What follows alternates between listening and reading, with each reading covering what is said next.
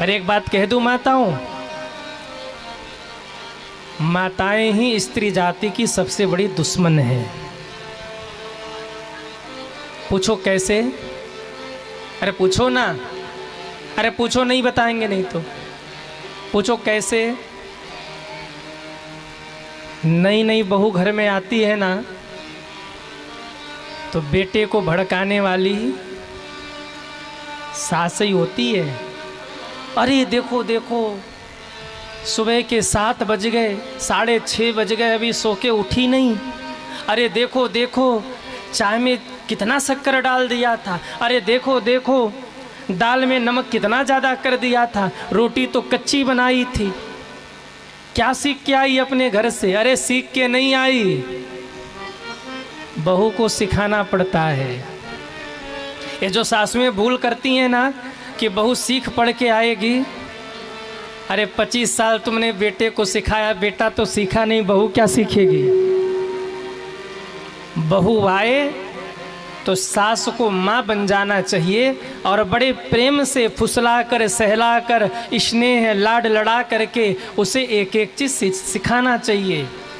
लेकिन गलती क्या करती हैं ये जो माताएं होती हैं ना, बूढ़ी बूढ़ी माताएं, सबके लिए नहीं कह रहा हूँ, कुछ तो देवी हैं और कुछ जो हैं, बहू ने एक गलती की नहीं कि महाराज सीधे उसके मायके पहुँचेगी। तेरे माँ बाप ने यही संस्कार दिया है, यही सिखा के भेजा है। वो भी चाहे तो उलट के बोल सकती है, तुमने अपने बेटे को कैसा संस्कार दिया है, लेकिन नहीं बोलती। शुरुआती दौर में सुनती है, 2 महीने, 4 महीने, 6 महीने, 8 महीने, साल भर, और साल भर सुनने के बाद जब बोलना शुरू करती है तो किसी को बोलने नहीं देती है। क्यों? साल भर उसकी ट्रेनिंग चल रही है, सासू सिखा रही है कि कैसे हमसे भिड़ना है। मैं सत्य कह रहा हूँ, नई नई बहू घर में आए तो उसको बेटी की तरह स्नेह करिए, उसको इतना स्नेह लुटा दीजिए कि उसको अपना मायका भूल जाए और उसको लगने लगे कि ये सास नहीं, यही मेरी जन्मदात्री माता है। इतना स्नेह लुटाइए। और इसके बाद भी अगर बहू आपकी न सुने तो मान लीजिएगा कि पूर्व जन्म का कर्जा लेके मरे थे हम, आज वहीं पूरा कर रही है। फिर भगवान पे छोड़ दीजिएगा। पर उसके पहले क्या आपने अपना कर्तव्य निभाया? कई कई सासुएं होती हैं, आके कहती महाराज बहू नहीं सुनती। मैं कहता हूँ मैया अपने दिल से पूछ कर देखो, आपका बेटा सुनता है आपकी? अरे जिसको 25 साल तक पाल पोस कर आपने बड़ा किया, पग पग पर जिसका ध्यान रखा आपने, जब वही नहीं सुनता तो आपकी बहू आपकी कहाँ से सुनेगी? इसलिए पहले अपने सुधरिए। और यहाँ जितनी बहुएं सुन रही हैं और खुश हो रही हैं ना, महाराज अच्छा कर रहे हो, ऐसे ही सुनाते रहो। उनसे भी निवेदन करूं, अपने सास की इतनी सेवा करो, इतनी सेवा करो, इतनी सेवा करो कि तिजोरी की चाबी के बारे में सोचना न पड़े, तुरंत दे दे बहू ले, आज से मालकिन तू बन गई, संभाल इसे। हाँ, लेकिन वो तो सोचती है बुढ़िया की सेवा मैं करूं, वो बड़ी वाली क्या करेगी जेठानी वो करे, वो के देवरानी क्या करेगी, ओ अम्मा कभी इधर कभी उधर, कभी इधर कभी उधर। दोनों पक्षों को समझना होगा। सास को सास नहीं माँ बनना पड़ेगा, बहू को बहू नहीं बेटी बनना पड़ेगा। फिर मैं कहता हूँ वो घर नहीं, वो घर राम राज्य बन जाएगा। उस घर में प्रकट होने वाले बच्चे लवकुश होंगे, जो अपने पुरुषार्थ के बल पे परमात्मा को भी सामने झुकाने का सामर्थ्य रखेंगे। लेकिन ऐसा विचार बनता कहाँ है साहब? आजकल के बड़े अच्छे अच्छे चेहरे जो मैं देखता हूँ ना, उसके पीछे कितना बड़ा दानव छुपा है, कहा नहीं जा सकता। विवाह के पहले तो कुछ नहीं बोलेंगे, और जैसे ही विवाह हो गया फिर दहेज की मांग शुरू हो जाएगी। तेरे बाप ने ये नहीं दिया, तेरे बाप ने ये नहीं किया, तेरे कई बेटियां जिंदा जला दी जाती हैं इसलिए कि पिता ने ये नहीं दिया, इतना और चाहिए था। मैं निवेदन करूं, इस बुरी मानसिकता को समाप्त करिए। आजकल एक पक्ष और है चल रहा, बड़ा ट्रेंड चल रहा आजकल बड़े लोगों में, क्या बोले 50 लाख खर्चा करके शादी करो, 1 करोड़ खर्चा करके शादी करो और 2 करोड़ लेकर के तलाक ले लो। आजकल ये ट्रेंड नया चला है, 1 करोड़ रुपए खर्च करके शादी करो और फिर महाराज 4-6 महीने साथ रह गए, इसके बाद टुन्न बुन्न हुआ तो 2 करोड़ रुपए लेके तलाक कर लिया। आजकल एक नया ट्रेंड चल गया है, किसको सही कहा जाए किसको गलत कहा जाए।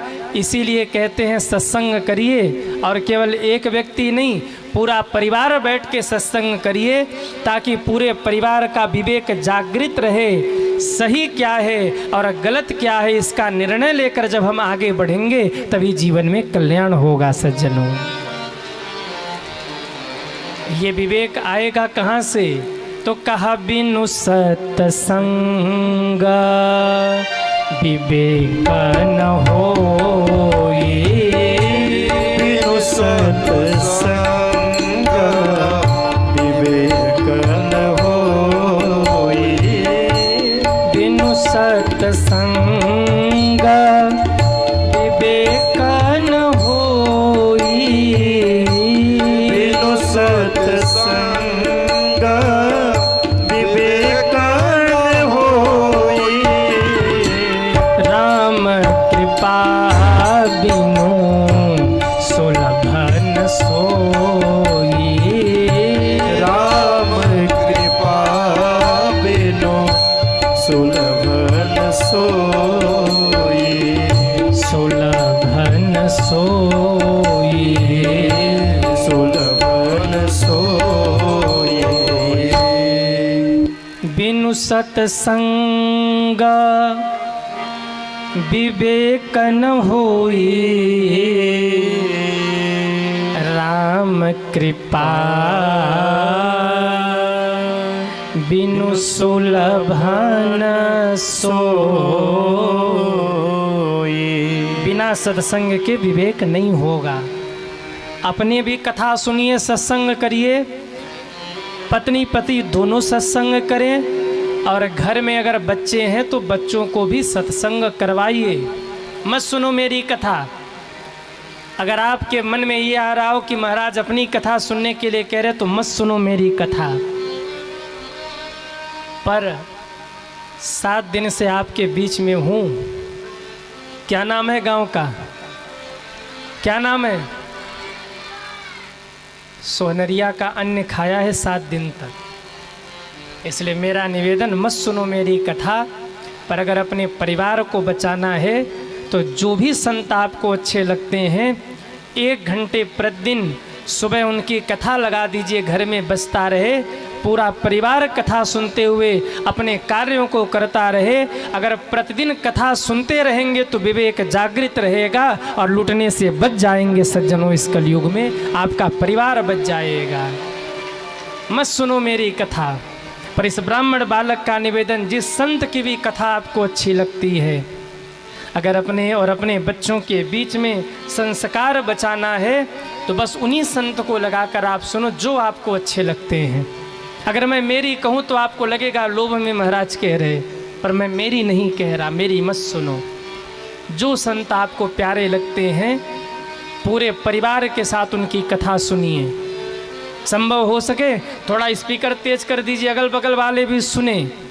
माहौल बदलेगा, घर के संस्कार बदलेंगे। अरे न जाने कौन सी कथा की बात आपके बच्चे को हृदय को छू जाए और वो कुमार्ग पर जाने से बच जाए। अपने घर में सुबह सुबह 1 घंटे भगवान की कथा चलाइए। हमारे आशीष जी बैठे हुए हैं, सुबह सुबह आप लोग हमारी कथा लगा देते, जो हमने कथा गाई है लगा देते, घर में बजता रहता है, सब सुनते रहते हैं। डॉक्टर साहब आए, सब। क्यों कह रहा हूँ? कथा सुनेंगे तो विवेक जागृत होगा। नहीं तो आज समाज में ऐसा प्रचलन चला है कि कब कौन लूट करके निकल जाए, कोई भरोसा नहीं है। किसी ने हमसे आज प्रश्न किया, एक लिख करके मुझे, मेरे पास चिट्ठी आई हुई है, हम दूसरों को कैसे पहचाने? विवेक चाहिए। कहाँ मिलेगा महाराज? देवरिया मिलेगा? गोरखपुर में कोई दुकान हो तो बताइए आप लोग। गोरखपुर में कोई दुकान है जहाँ विवेक मिले? अरे हाँ या ना? डॉक्टर साहब, अकोला में कोई है दुकान ऐसी जहाँ मिल जाए विवेक? इस संसार में एकमात्र एक ऐसा स्थान है जहाँ विवेक मिलेगा, और उस स्थान का नाम है सत्संग। सज्जनों, बिनु सत्संग विवेक न होई। जब तक सत्संग नहीं करेंगे अच्छे और बुरे का पता नहीं चलेगा। विवेकी कौन है? जो समय रहते अच्छे और बुरे का सही निर्णय ले ले, वही विवेकी है। और ये होगा कब? जो बहुकाल करिय सत्संगा। जब लंबे समय तक आप सत्संग करते ही रहेंगे, आदमी को देखकर बता देंगे भगत है कि ठगत है। हाँ, हम लोग तो चेहरा देख के पकड़ लेते हैं भगत है कि नाटक कर रहा है। हाँ, सही में कथा सुनने आया है कि केवल कैमरे में कैद हो जाए इसलिए आया है? चेहरा देख के पकड़ लेते हैं पर बोलते नहीं। क्यों? चलो आया तो है, आज फोटो खिंचाने आया है, कल दिखाने आएगा, परसों सुनने आएगा, और गलती से भी हनुमान जी का गदा बरस गया तो इसका जीवन सुधर जाएगा। विवेक होना चाहिए। होगा कब? जब सत्संग करिएगा तब होगा। सत्संग करते रहिए, कथा सुनते रहिए। अरे धन्य है ये राव परिवार। लोग जन्मदिन की पार्टी मनाते हैं, लाखों खर्च करते हैं। घर में छोटा मोटा उत्सव मनाते हैं, लाखों खर्च करते हैं, पर एक दिन के बाद कौन याद करता है? पर इस पूरे परिवार ने, और सबसे बड़ी बात, इस परिवार की बेटियां भी इसमें लगी हुई हैं। और मैं कहूँ, जिस आयोजन में घर के बेटियों का आशीर्वाद मिल जाए, वो आयोजन ही यज्ञ बन जाया करता है, महायज्ञ बन जाता है।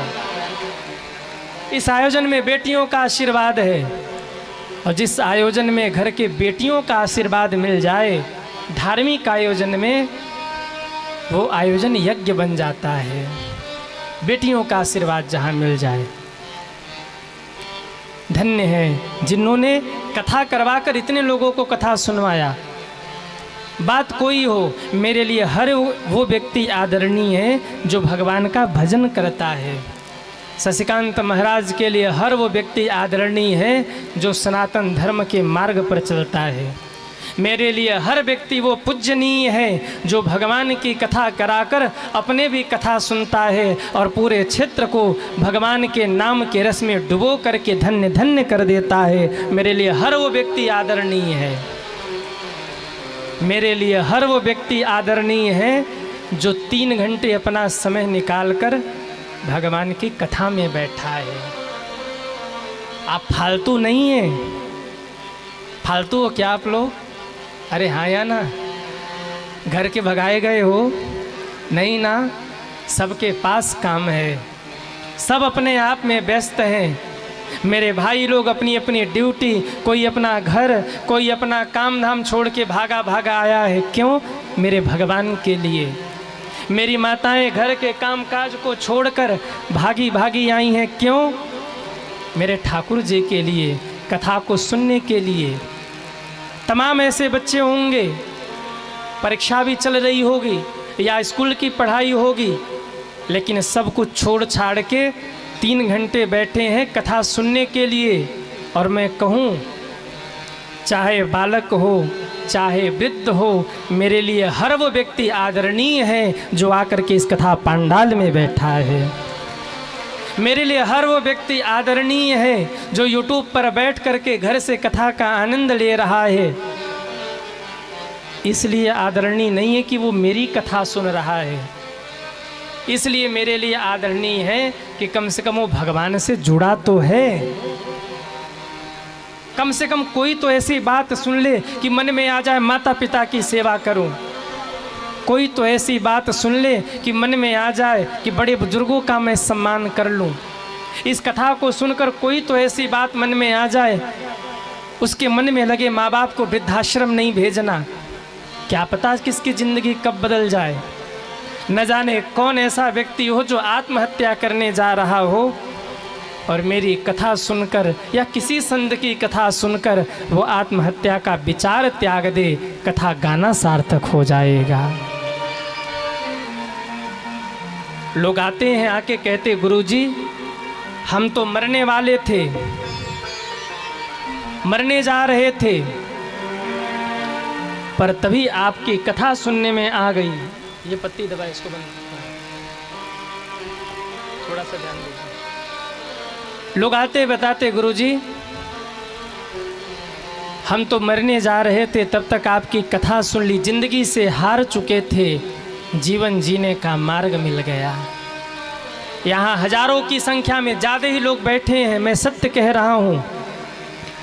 अगर इन हजारों में से किसी एक व्यक्ति का भी जीवन बदल गया और एक व्यक्ति ने भी मन में ठान लिया कि कुछ भी हो जाए मुझे मेरे माँ बाप की सेवा करनी है, कुछ भी हो जाए मुझे बड़े बुजुर्गों का सम्मान करना है, कुछ भी हो जाए कभी किसी के साथ गलत नहीं करना है, अगर एक भी व्यक्ति का जीवन बदल जाए तो मुझे लगेगा कि शशिकांत महाराज का कथा गाना आज सार्थक हो गया है, मेरा कथा गाना आज सिद्ध हो गया है।